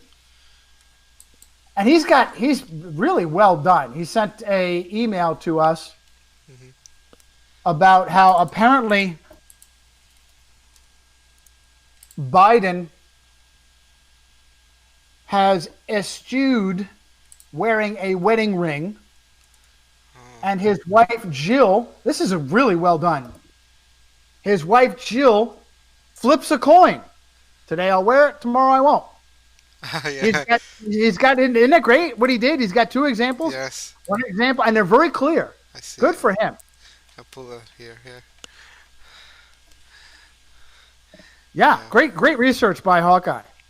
One day yes, one day no. Biden does not, and Jill flips a coin. So I didn't know there were 7-day Adventists. He is. She alternates. She alternates. Okay. Sometimes she is, sometimes she isn't. Yeah. Okay, so Felipe stole my thunder. I was going to make that comment, but what exactly are you saying? Is it that a couple of years ago, Johnny, you mentioned the fact that his first wife, Biden's first wife, and at least one of his children, daughter or something? Yeah, his wife and his infant daughter were killed in a car accident. Well, pardon me. Were killed in a car wreck. I have no idea if it was a quote-unquote accident. Biden's first wife and their infant daughter killed in a car wreck. Of course. Oh, okay. Yeah. What? So the news from one day ago, like Trudeau's father reached out to Biden when his wife and daughter died. It's not you know who Trudeau's father is, right? The serial pedophile. And Pierre. Are you about Fidel? yeah. Pierre? Pierre. What? No, which is it? Are you saying that Pierre Trudeau or Fidel Castro reached out to Biden? Yeah. I think they mean Are Pierre. you saying that Fidel Castro did Fidel Castro send a condolence card to Biden when his wife was murdered? I mean, killed. Which one? Pierre Trudeau or Fidel Castro? I don't know what you're talking about. I think it's The answer Pierre. is yes. Pierre. Pierre. Okay, Pierre. Yeah. Mark, it was the Michael Jackson Joker treatment. Fascinating that the Joker character would suffocate his own mother with a pillow in the hospital. Fascinating they would write that in there. And also it's before Christmas, right? Of night, so it's also an important date for Interesting. maybe a sacrifice. Yeah. Yeah. And of course, there's his late son, Bo, who died 2015 of brain cancer at the age of 46. Right. So, And we have Kathy O'Brien calling Pierre Trudeau a quote Jesuit. Wow. So whether or not that's just Kathy using emotional exaggeration or she really believes that he is an ordained Jesuit, the bottom line is the same. She feels that, as far as she's concerned, he's so powerfully used by the Vatican, you might as well call him a Jesuit. We don't do that. We're very precise with our language, but it's interesting she would say something like that. And her being there, speaking from personal experience of abuse, throwing that at Trudeau like an extreme insult. So how about that for being read in? So I would say there's a pretty good chance that Trudeau is one of the very, very few that there's a pretty good chance is read in on the agendas and is an overtly evil person. And as a matter of fact, that's how Kathy O'Brien described him. Mm-hmm. You know, like cold, reptilian touch, that kind of thing. My word, reptilian, but And also they were killed just a few weeks after Biden was first elected to the U.S. Senate. Yeah, another. Congratulations. Yeah. Okay, and of course, whoever Justin's father, real dad, or whoever Justin Trudeau's real dad is, his alleged son, Pierre's alleged son Trudeau, is doing a wonderful job destroying Canada right now. Yeah, and that reminds me of Barack Obama's mother dying on or about his election See that. and being quickly cremated. So, no, didn't the SEALs shoot her and throw her body off? And you're getting your stories conflated, George. No, I could swear the SEALs shot Barry's mom. You're probably hearing Ted Kennedy saying Osama, Obama, Obama, Osama. Ted Kennedy flubbed that too during his speech. I guess he was not particularly sober at the moment and couldn't say Osama, Obama, Osama. So you're probably hearing Ted Kennedy in the back of your mind. You're getting Osama and Obama mixed up. Yeah, she died on November 7th. Interesting. November 7th. Okay, so how many? So I just wondering how many SEALs killed his mom? At least 3, and they all wrote books about it. How many SEALs are necessary? How many SEALs does it take to kill a terrorist? Kill a terrorist, yeah. Well, it depends on how many of these SEALs are Polacks. A Jesuit, a Jew, and an atheist walk into a bar, and they ask, "How many SEALs does it take to kill a terrorist?" Oh, okay. So are you saying that Barry's mom was responsible for 9/11? No, we're really going far afield here, Joe. Yeah. Oh, yeah. Okay. All right, let's go through some topics because Doc's got a hard stop today. 4. I still have time. What else? Hawkeye. Too bad Hawkeye's not back. Hawkeye's not. What else did he mention? He mentioned DiCaprio. What else here? 11/11 in the Joker movie. Time Magazine. Great Reset. Go ahead, Doc. No, just. Yeah, go ahead. Let's see here. What else? The Great Reset.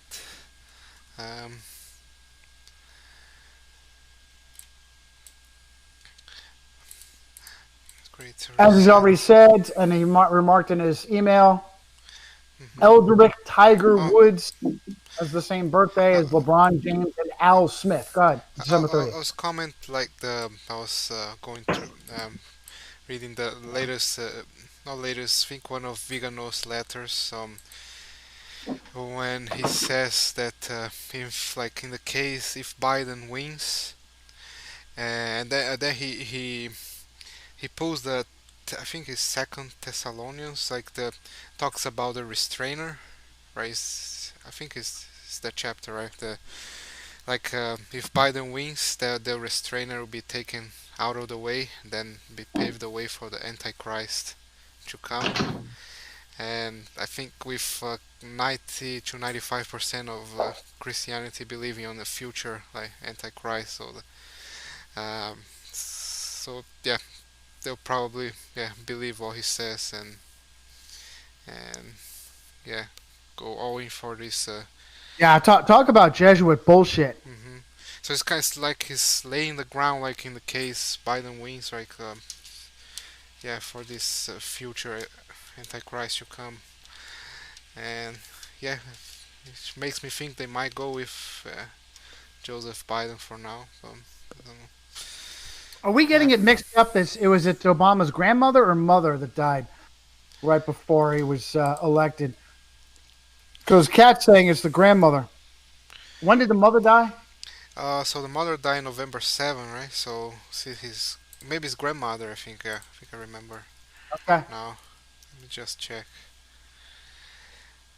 And of course, as you had showed there, the mother being perversely named Stanley by the deviant father, and the mother quite possibly living a very perverse life herself, doing doing pornography with Frank Marshall Davis, Yeah, possibly Barack Obama's biological father, who then abused him, violated him, and made him what he yeah. is.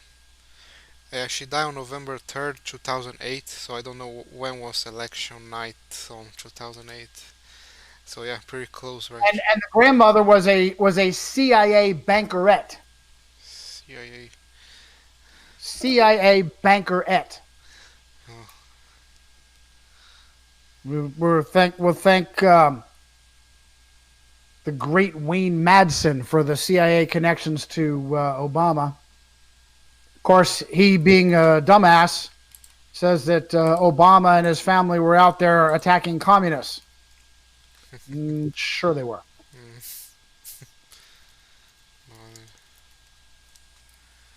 mm-hmm.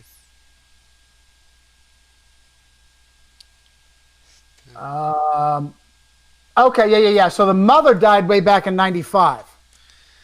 Yeah, and The mother died November 7th, '95. The grandmother died shortly after the election. yes, November And 3rd, November 7th is right after the election too. The mother dying. It just was a different year. different year. Yeah, I thought it was And she was election night 2008. and she oh wow. Yes, November 4th election night. She died on November 3rd. So right before, right? What age did we say Pauline Robinson Pierce was when she died? Pauline Robbins, Joe Biden's wife or first wife? no, it's Bushes. Pauline Robinson Pierce, the mother of Barbara Bush. Oh, the Barbara mother. Pierce Bush. Let's see, Pauline. Ah, September 1949. So Wikipedia doesn't have an entry for her, right? Correct. It's been wiped. Yeah. So let's see. Oh, let's see here. Death. Hold on.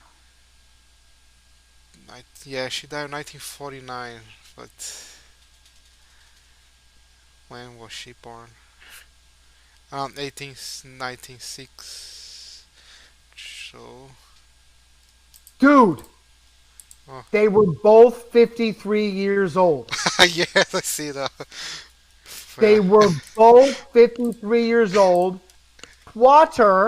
Twatter is recommending everyone look at Bollywood actor Asif Basra, who has just died at 53 years Oh, old. okay. I found in the Find a Grave website. Yeah, Paul was. Pauline Robinson Pierce, dead at 53. Stanley Ann Dunham, dead at 53. Oh no, 52. Wikipedia says. Is it 52? November to November. Dude. 12 days off. 12 days. 12 days off from becoming 53. But does it work though? She's in her 53rd year though. Yeah, Good. Still works. There's Hawkeye. She's in her 53rd year. Is this for November 12th? November. Or is this today? I'm just getting back in. Is this happening No, today? so we're November 7th. Okay. Pauline Robinson Pierce, the mother of Barbara Bush, who had satanic sex with Aleister Crowley and birthed Barbara Bush, dead at 53 when Marvin Pierce, her husband, supposedly drove into a tree. He walked away, she didn't. Dead at 53. Stanley Ann Dunham, dead in her 53rd year. In 1995 on November 7th. Yes. And put a And go ahead. that's the GIF about the numbers. A brilliant mind. So which movie was? See. Oh, A Beautiful Mind. A Beautiful was Mind. it Jeffrey Nash or something Nash with played by Russell Crowe? Yeah, Russell Crowe GIF. Yeah, there's a whole page of who biographies dead at 53. Jerry Garcia, political commentator Tony Snow, Enrico Fermi. What isn't he? Is a musician. The no. No. I was confusing with Enrico. Other Enrico, yeah. It's Yeah. the The supposed founder of nuclear physics, nuclear reactors, the Italian Catholic. Age 53. So you have the 53. Dead at 53 club, and then you also have a Dead at 27 club, which is musicians like lots of them like that died at 27. Was the Doors, right? The lead singer. Jim Morrison. Yeah, Jim who may or may Morrison. not have who may or may not have died. Yeah. Let's just say he went dark at 53. At 27. Yeah, Wikipedia has a 27 club. So you have Brian Jones, Jim Hendrix, Janis Joplin, Jim Morrison, Jim Michael Basquiat, Kurt Cobain, Amy Winehouse. 27. Let's do some more of the dead at 53 crowd.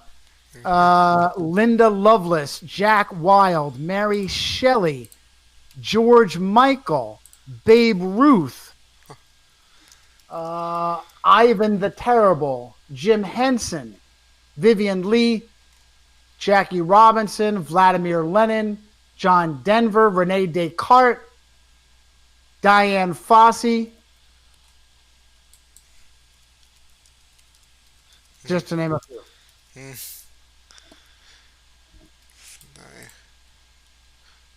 Yeah, Pauline Robinson Pierce did not make the list for some reason. Babe Ruth.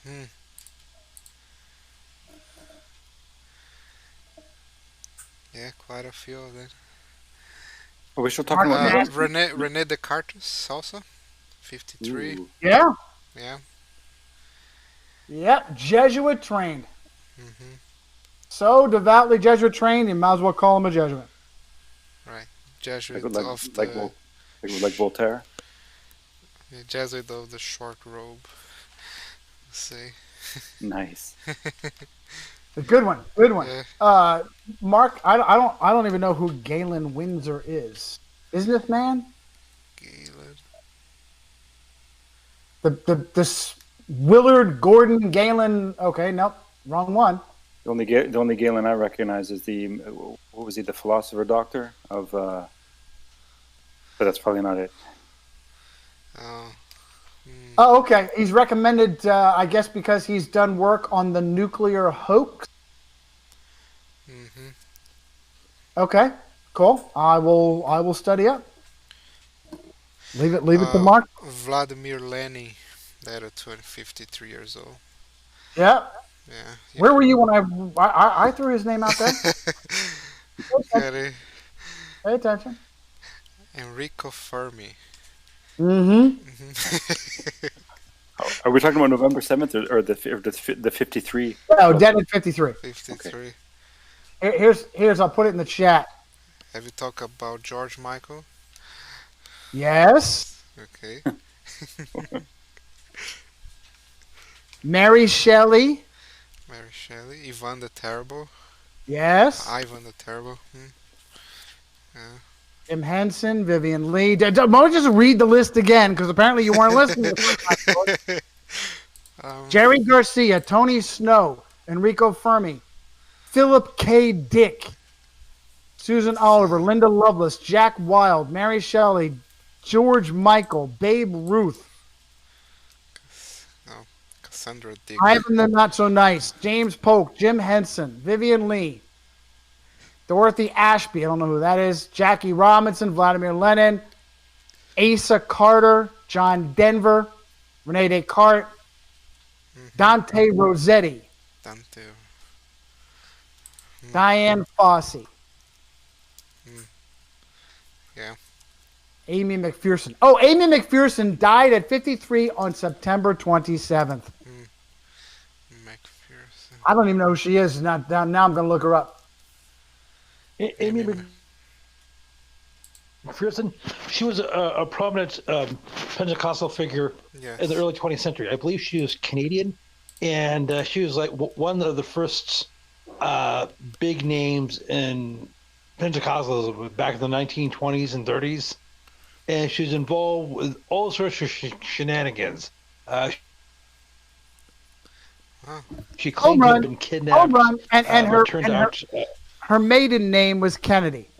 Home run. Kennedy. So she was another 19th century farce, another fraud in Christianity.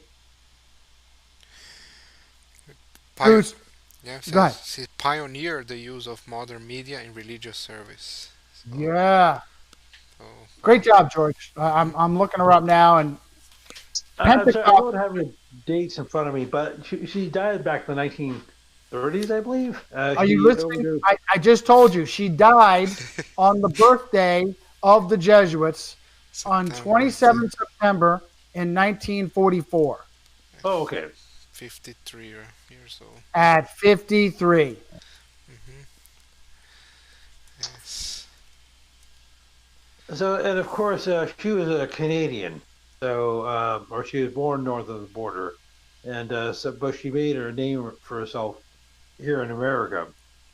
And charismatic and Pentecostal, the foundations of those movements are to not think, just feel the Feeling. Spirit. Mhm. Just feel the Spirit. Perfectly Jesuitical. Yeah.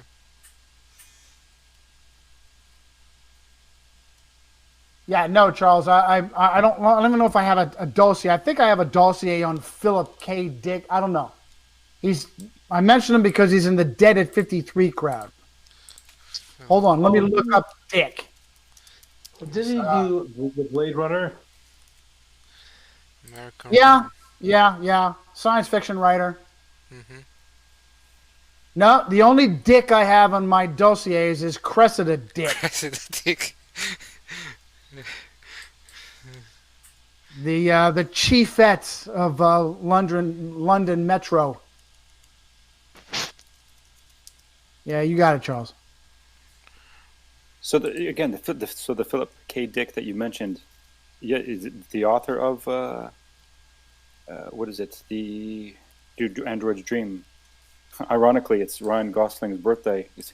Agent K-6-3.7, KD6-3.7, Blade Runner 2049. Yeah, it's Gosling's birthday today. Boom. How about that for serendipity? Well, and of course, Must mean something. well, I know the original Blade Runner film came out in the early 80s. Was it 82, 83, starring Harrison Ford? And I believe Ford did a cameo in one of the more modern versions of it, but he's now an old man. But Ford was born, for what it's worth, on July the 6th, 1942 in Chicago. I'm not sure if there's any significance to that. And, he has the appropriate background He's Irish Roman Catholic on his dad's side, and he's like Russian Jewish on his mom's side. Who are we talking about again? Harrison Ford, Yeah, Han okay, Solo, Indiana Jones. Yeah. All right. And Philip Kindred Dick has Irish parents. So let's see. I bet you there's a Jesuit in his woodpile somewhere. I will look. It just says he turned to Christianity after a terrifying vision, 1963. Okay. Let's see what's the.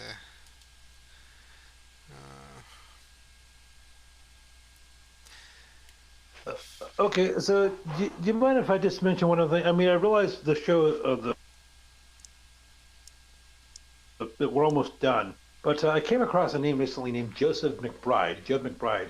I believe he's a retired cinema professor at California State University, San Francisco, and he's noted for a number of reasons. In addition to being a professor, he's considered to be the foremost expert on every director of the 20th century, or John Ford, Frank Capra, and so Alfred Hitchcock, who all happen to be Catholics, but that's besides the point. But he also, McBride also wrote a number of screenplays. Arguably the most famous or infamous was a Rock and Roll High School, which came out, I believe, in 1980 or so. It's considered to be a bit of a cult classic. Not a particularly good film, but it featured the music of the Ramones. Anyhow, McBride, as I said, in addition to being a professor at SF State, he went to Marquette University Preparatory School in Milwaukee, Wisconsin. So he was trained by the Jesuits. So, as I said, in addition to being a screenwriter, he's also considered to be one of the foremost historians of director. I know those. I know we're talking somewhat about films like Blade Runner, sort of. Hello, check. Can you I'm hear going to smack around the microphone. Can you Yeah, okay. Yes, thank you, George. I've got some apparently semi-educated asshole on Quora. How the hell are you supposed to pronounce Quora? Quora. Was Philip K. Dick a Catholic? Is a question. And this guy answers in quite asshole fashion. You obviously don't know about Philip K. Dick. As no, he wasn't. I think I got something better here. So he was hunted for days, some spirit. Then he told his Episcopal priest in St. Columba's Church, and identified the figure as Satan and gave Dick the holy unction. He gave Dick the holy unction. Yes. In his catechism class, Dick became fascinated with the Eucharist, which is the high church tradition embodied at St. Columba's. Yeah, so he was, yeah. He was pseudo-Catholic. He was Catholic light. He was Catholic basically light. Catholic.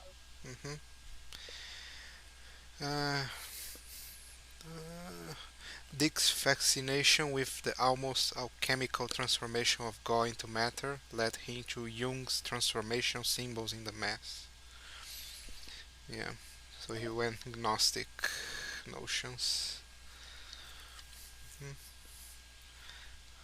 Yeah, so I think he did believe that the wafer was somehow transformed into Excellent. God, yeah, transubstantiation. Well, for what it's worth, I know this is probably off topic, but during the Protestant Reformation, and actually even before that, there were several issues that concerned the Reformers: Luther, Zwingli, Calvin. Before that, Huss, and so forth. In addition to identifying the papacy as Antichrist, they all questioned certain cardinal Catholic dogmas, one of which was transubstantiation.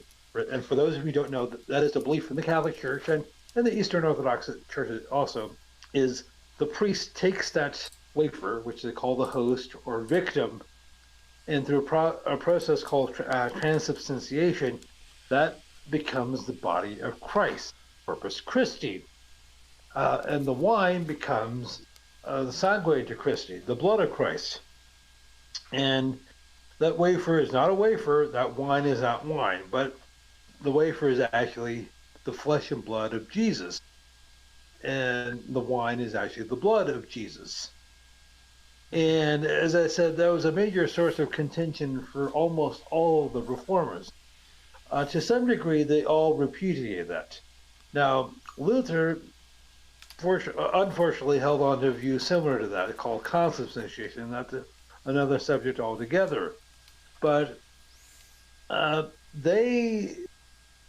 various figures like Wycliffe, Tyndale, Huss, said it was completely bogus. I'll just paraphrase it. They said there was nothing more than Dark Age superstition. Mm-hmm. Yes, I think it's also an excellent example of perhaps where our Adventist friends, particularly my dear friend Walter Veith, goes a little too far in uplifting personalities. As important as Martin Luther was, he was a flawed human being. Mm-hmm. There were better reformers than Luther. They may not have had his courage. He was the trailblazer, but there were those who did it better than he did. Zwingli, in particular, really took him to task for subscribing to the Catholic doctrine of transubstantiation. There were many good Christians who were burned alive because they refused to subscribe to transubstantiation. Yeah, I think now you make all about one man, right? Luther, and then now it's more easy for the Catholic Church to attack him. There you go.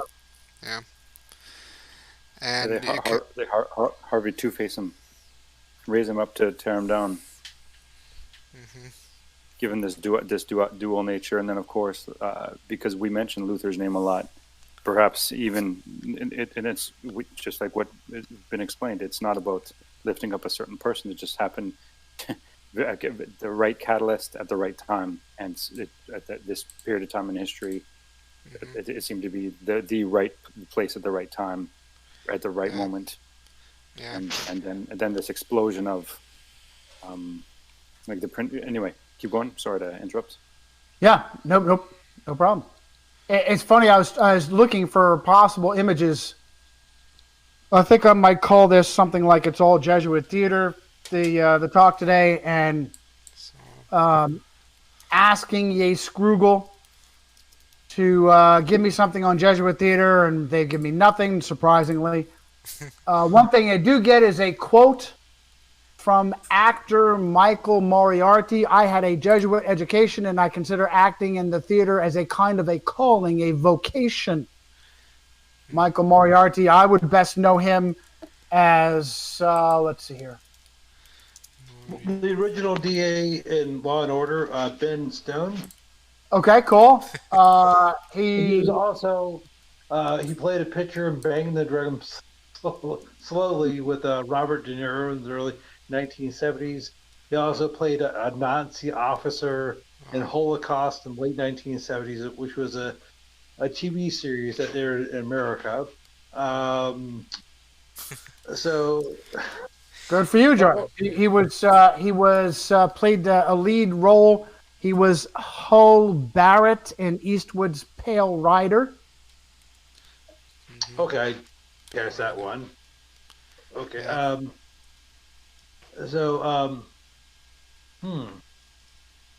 Yeah. Okay. Yeah. Well, we'll add him to the list. There's so many on the list. My Jesuit theater dossier is at a point now where, unless they're big names, I don't even bother to list them. More importantly is to give the formula. of Jesuit breadcrumbs. So Okay, so is one of the names you have in there Charles Lawson, the English actor? I guess he's big enough, both physically and metaphorically. I will look. I mean, he played the original Captain Bligh in Mutiny on the Yeah, Battlefield. no, he's. I guess I'll add him too. I mean, he played. Well, fellas, I'm going to have to cut out because I just have a prior commitment. So, are you not doing a show tomorrow, Johnny? George, you got to pay attention. The only two shows that we're doing regularly are Nick on Monday and Doc on Thursday. All of my streams are going to be spontaneous and impromptu. I will try to let people know by Facebook, by Twitter, and by email. So never again will I do a regular. Well, not never again. As of right now, I am not doing regularly scheduled streams. I am doing spontaneous streams. Okay. Well, fair enough. All right. Yeah. Okay. Yeah. All right, George. If you're taking off, good to hear your voice, man. Have a good weekend. Yeah. Well, likewise. Nice. So I had to. Well, thank you. It was good talking to you, Hawk, Felipe, and Johnny. I'll talk to you soon. Thanks, George. Yeah. Take care. All right. Let's go ahead and wrap things up. Should be. Yeah, finishing too. All right. I've missed about 99% of the show. It's something I've noticed. The coronavirus on February 11th changed to COVID-19. WHO renamed it. WHO founded on, what was it, April 7th, Francis Xavier's birthday in 1948. But now it's being referred to as just the virus. And I'm noticing also, so infomercials from the States, Joe Namath speaking about Medicare and certain kind of benefits, referring to it as the virus. Martin Sheen's in a commercial for some kind of medications. I don't know if he says the virus, but I'm just hearing media just calling it now the virus. Very, very interesting. The virus. Okay, I'm sorry. Oh, May I just mention not one St. last Mary's thing? virus. Go ahead, George.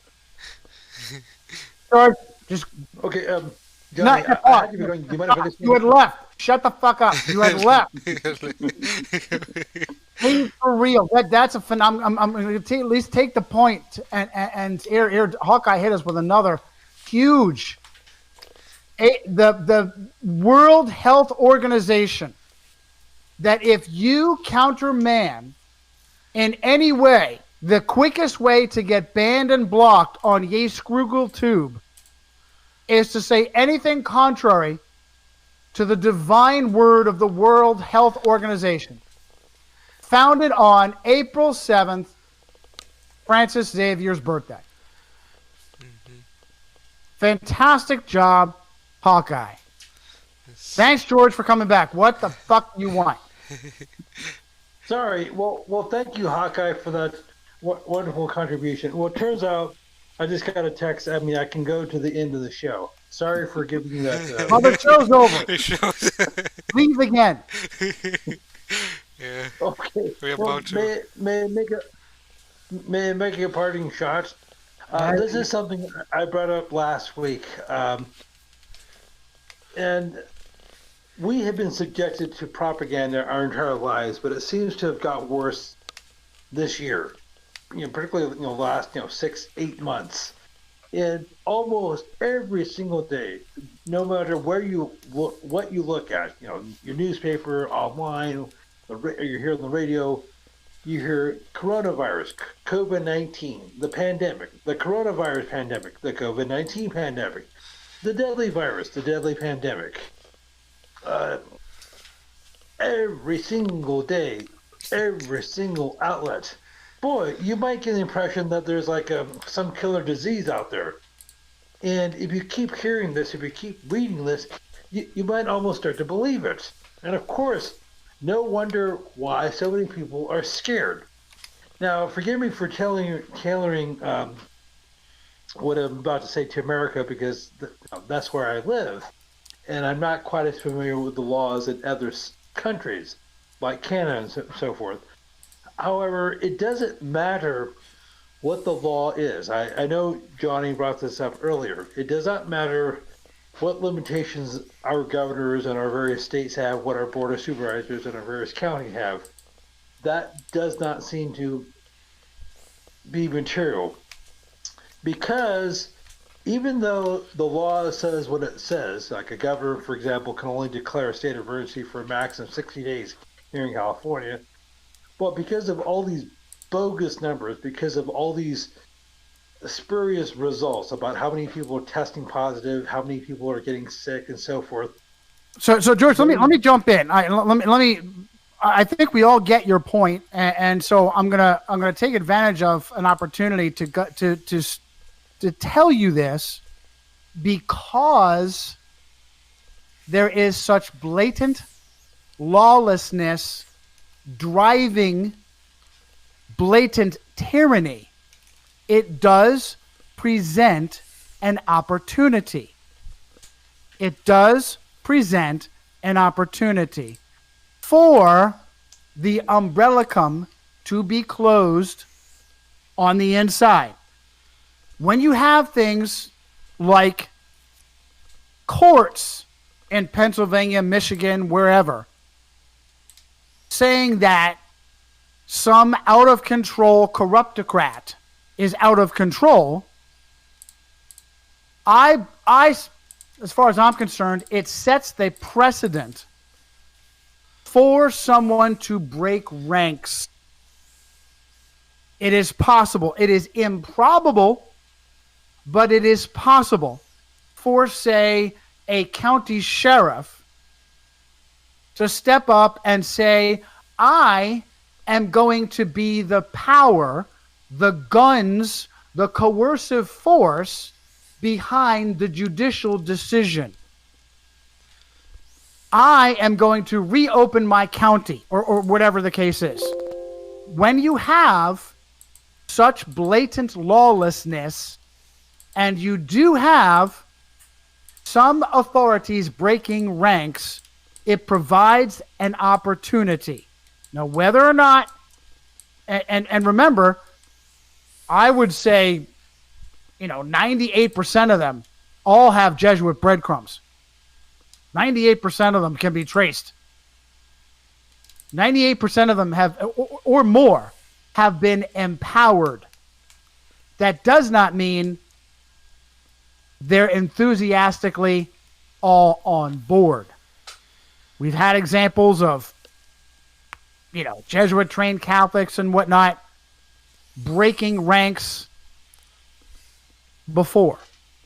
So the one thing we have with your example, George, of courts telling these tyrants they're out of control and the tyrants ignoring the court is that it's possible for some other authority to decide they are going to be the teeth in the judicial decision.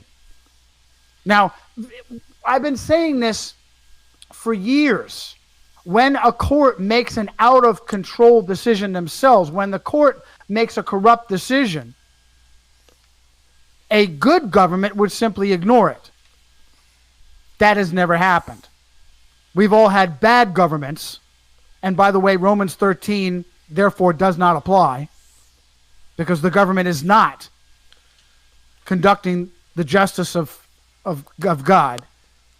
And so it's a conditional agreement that they have abrogated. In this case, it's the reverse. You have courts doing a good thing and now being ignored. But as I say, it at least sets the precedent. Oh, and by the way, Doc, you gave that example of Vigano and his new Jesuit heresy of who is the restrainer of Thessalonians. That, by the way, we've discussed in the past, is also hardly ever properly understood. And don't we have to give some Adventist credit for this? Yes. that the proper understanding of the restrainer. So listen, we've talked about this before. The restrainer restrains bad. When the restrainer leaves, the Antichrist comes. We naturally make the wrong deduction that the restrainer is good. Yes. However, we believe that the restrainer is military Rome. Correct? And that's in comportment with some Adventist interpretation. The historical interpretation of the. I like that a lot. Mm-hmm. The restrainer, it is actually kind of a divine sucker punch. Just because the restrainer is doing something good does not mean the restrainer is good. Mm-hmm. Right? Yes. So, and could that go ahead. just coincide with what comes up about Hey, what? Go ahead. Hey You guys, gotta go. I just have to go. Right. Yeah, really have to go. Sorry. Talk to you later. Well done. Everybody, great job. Yeah, Thank you very much. sorry. Good to talk to you guys. Okay. It's good okay, to man. talk. Yeah, Have a thanks, good Jack. weekend. God bless you. Don't forget to download, Doc. Send it when you can. No problem. Okay, I'll well, do it. God bless. Bye bye. Thanks.